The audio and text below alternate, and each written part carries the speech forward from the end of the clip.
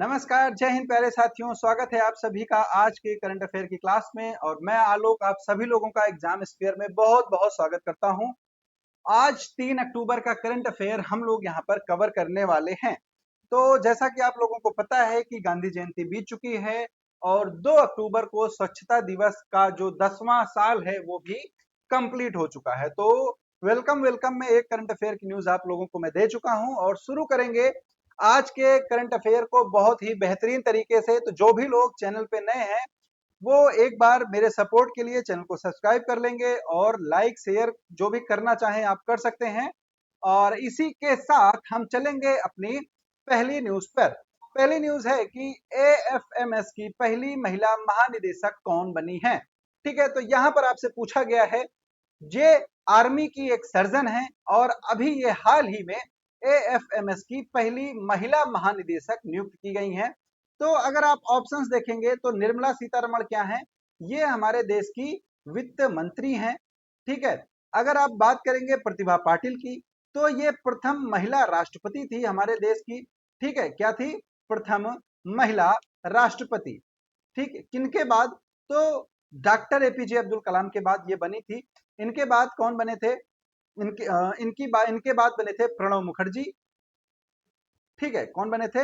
प्रणब मुखर्जी। और उनके बाद बने थे रामनाथ कोविंद। और वर्तमान में कौन है? वर्तमान में है द्रौपदी मुर्मू। और द्रौपदी मुर्मू के बारे में क्या है कि ये प्रथम दलित महिला हैं। ठीक है, कौन है? प्रथम दलित महिला। ठीक, तो ये भी आप यहां पर याद रखेंगे। अब आपके पास दो ऑप्शन हैं, आरती सारिन और मीना सिंह।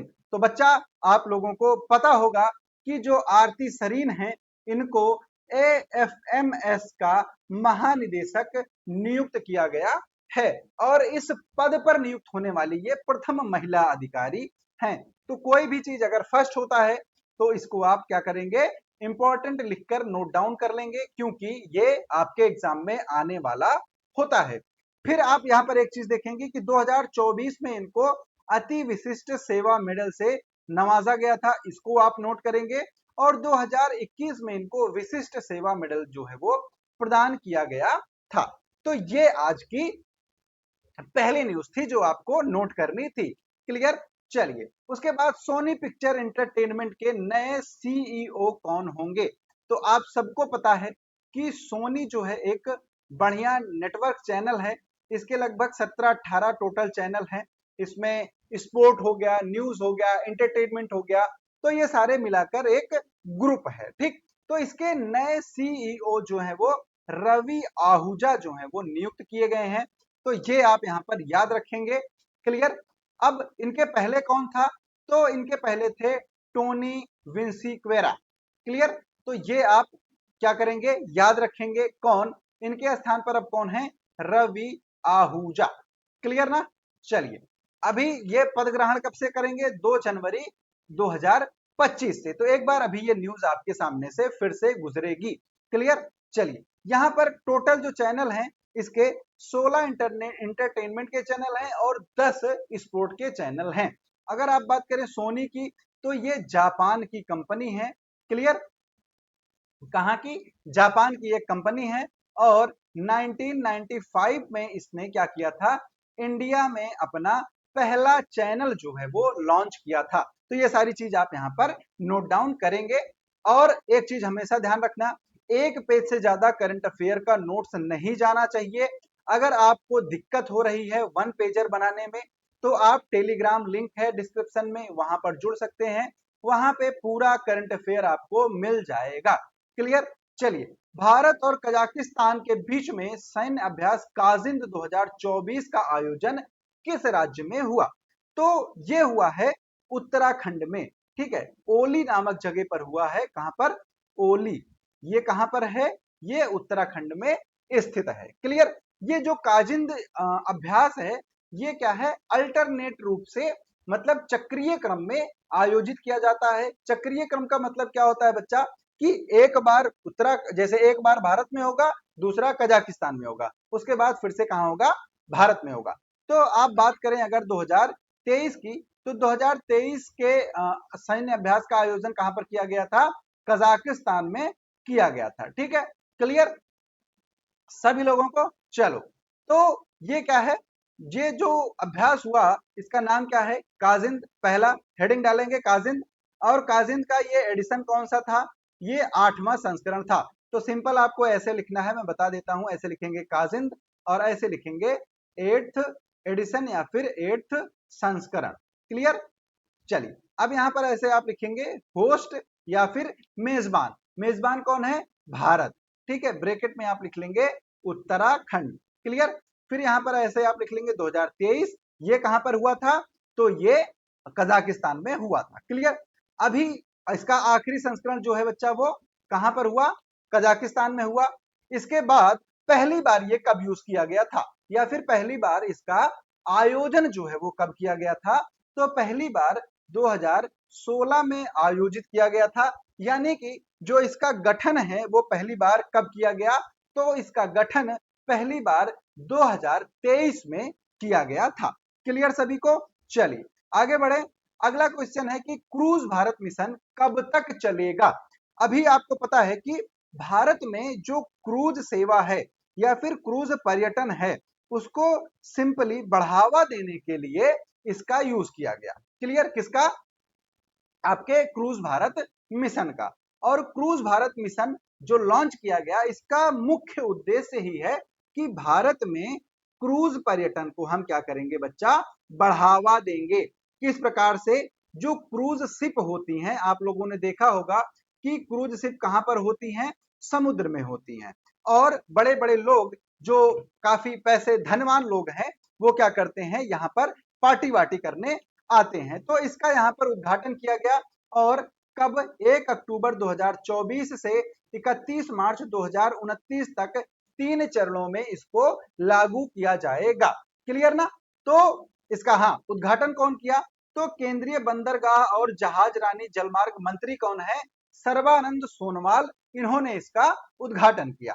क्लियर, आपको बस डेट याद रखनी है, कब शुरू हुआ कब खत्म हुआ बस। ठीक है, क्योंकि देखिए जो भी यहाँ पर एनटीपीसी वाले होंगे या फिर रेलवे वाले होंगे, तो आरआरबी में ना योजना और जो मिशन होते हैं, परियोजना होती है, जो गवर्नमेंट के इनिशिएटिव होते हैं, ये बहुत ही इंपॉर्टेंट हो जाते हैं। क्लियर ना सभी लोगों को। चलिए आगे चलते हैं, अगला क्वेश्चन है कि विराट कोहली ने सबसे तेज कितने इंटरनेशनल रन बनाए, और ऐसा करने वाले ये पहले खिलाड़ी बन गए। इन्होंने रिकॉर्ड तोड़ा है किसका, सचिन तेंदुलकर जी का। ठीक, तो विराट कोहली जो है वो 27,000 रन बनाने वाले सबसे तेज, ठीक है, तो ये आप याद रखना क्या है, सबसे तेज 27,000 रन बनाने वाले बल्लेबाज बन गए हैं। ठीक, इन्होंने रिकॉर्ड किसका तोड़ा, इन्होंने रिकॉर्ड तोड़ा है मास्टर बास्टर सचिन तेंदुलकर का। क्लियर सभी लोगों को। तो ऑप्शन क्या सही होगा, 27,000 करेक्ट आंसर हो जाएगा। कोहली ने सबसे तेज 27,000 इंटरनेशनल रन अपने पूरे कर लिए हैं। ठीक है, तो अभी आप लोगों को पता होगा कि इंडिया और बांग्लादेश का क्या चल रहा है, टेस्ट सीरीज चल रही है। तो और इस टेस्ट सीरीज में जो कानपुर में हो रही है, तो वहां पर विराट कोहली ने यह रिकॉर्ड तोड़ा है। कितनी पारियों में, 594 पारियों में इस रिकॉर्ड को तोड़ा है। इसके पहले यह रिकॉर्ड था भारत के ही सचिन तेंदुलकर के नाम पे, उन्होंने खेली थी 623 पारियां। और इसमें अगर आप देखें तो कुमारा संगकारा और रिकी पॉन्टिंग दो लोगों का नाम यहां पर और भी शामिल है। क्लियर, चलिए समझ में आ गया। चलो आगे चलते हैं कि रविंद्र जडेजा 300 टेस्ट विकेट लेने वाले कितने भारतीय, कौन से नंबर के भारतीय खिलाड़ी बन गए हैं। तो आप लोगों को पता होगा कि जो यही जो मैच की भाई मैंने बात की विराट कोहली वाला, इंडिया बांग्लादेश का, तो यहां पर जो भारतीय ऑलराउंडर हैं रविंद्र जडेजा, इन्होंने अपना 300 विकेट और 3,000 रन ये पूरा किया। और ऐसा करने वाले ये 300 विकेट लेने वाले ये 7वें भारतीय खिलाड़ी बन गए हैं। क्लियर, अगर आप बात करें टेस्ट क्रिकेट में सबसे ज्यादा विकेट की, तो वो किसके नाम पर है, वो है मुथैया मुरलीधरन। ठीक है, और ये कहां के थे, ये थे बच्चा श्रीलंका के, और इन्होंने कितने विकेट लिए हैं, 800। क्लियर, ये किसमें, टेस्ट में, ठीक है। और अगर आप देखें तो 3000 रन और 300 विकेट लेने वाले पहले क्रिकेटर कौन थे भारत के? कपिल देव। 131 टेस्ट मैच में इन्होंने लगभग 434 विकेट और 5248 रन बनाए।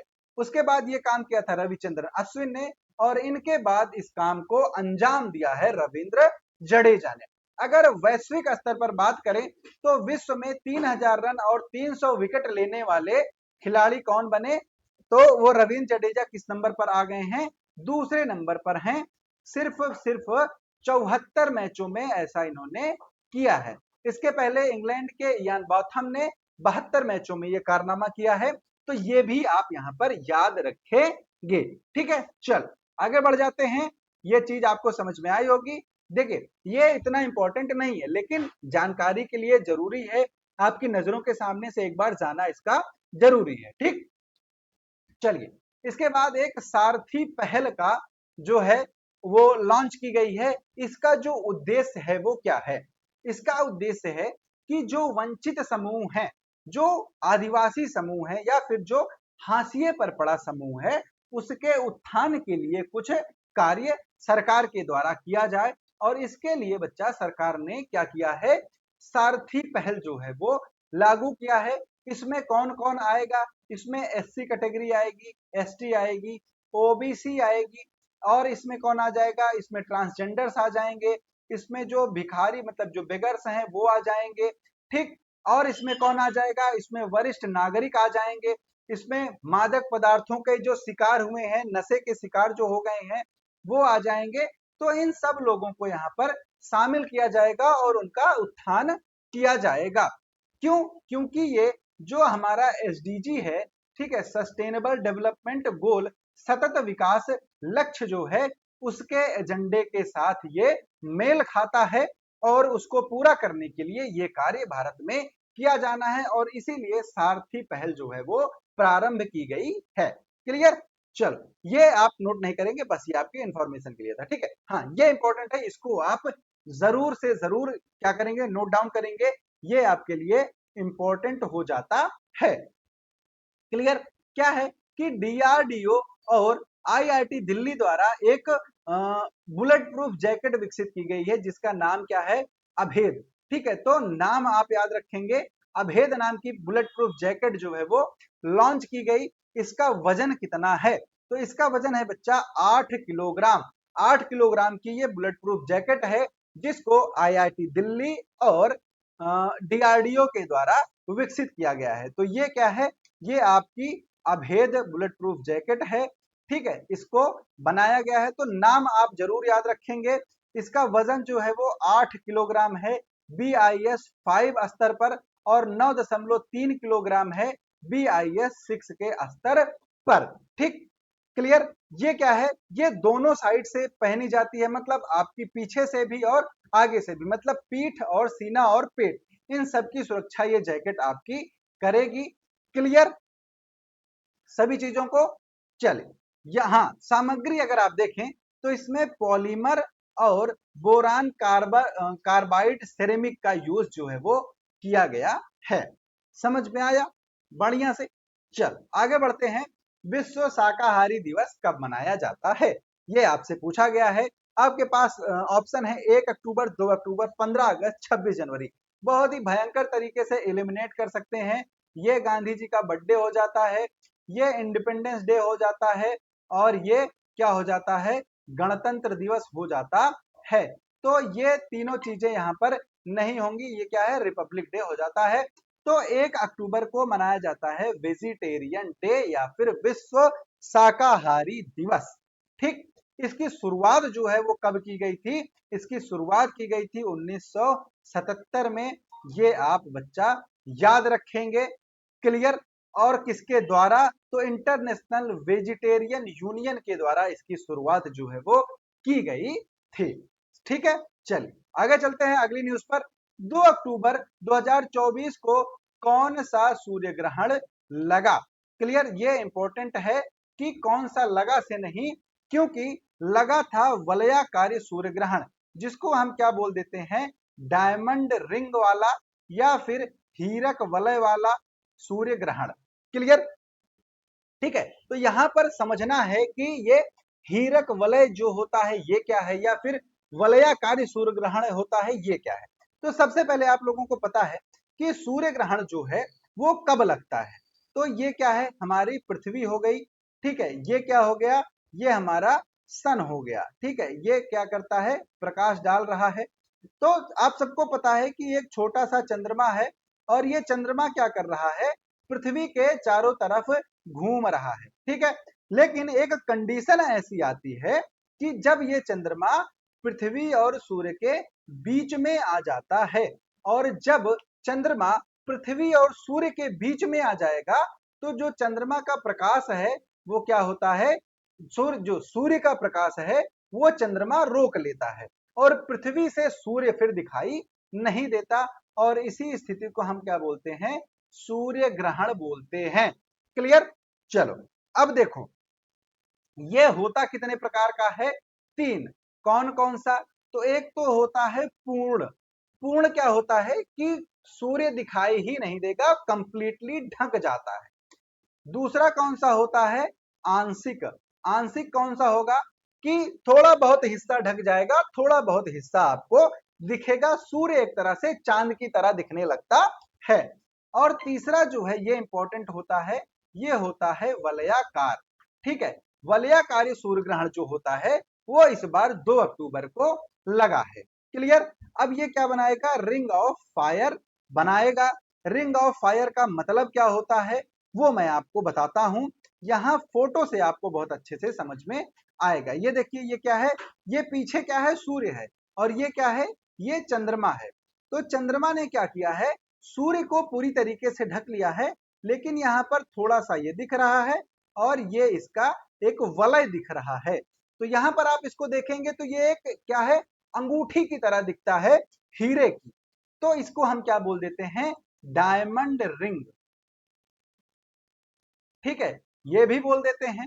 इसको हम क्या बोल देते हैं, हीरक वलय भी बोल देते हैं, और इसी को हम क्या बोल देते हैं, वलयाकार सूर्य ग्रहण भी बोल देते हैं। और यही चीज यहाँ पर लिखी गई है, तो ये आपको पूरा समझ में आ गया होगा। चलिए, इसके बाद क्या है कि 2 अक्टूबर को एक योजना लॉन्च की गई, एक अभियान शुरू हुआ, जिसका नाम है धरती आबा जनजातीय ग्राम उत्कर्ष अभियान। तो जो पिछड़े हुए गांव हैं, जो पिछड़े हुए जनजातीय गांव हैं, उनकी उत्थान के लिए, उनको आगे बढ़ाने के लिए ये योजना बच्चा प्रारंभ की गई है, ये अभियान जो है वो चलाया गया है। ठीक है, यहां पर सिंपली हुआ क्या है कि नरेंद्र मोदी जो हमारे प्रधानमंत्री हैं, उन्होंने 2 अक्टूबर को धरती आबा जनजातीय ग्राम उत्कर्ष अभियान का शुभारंभ किया।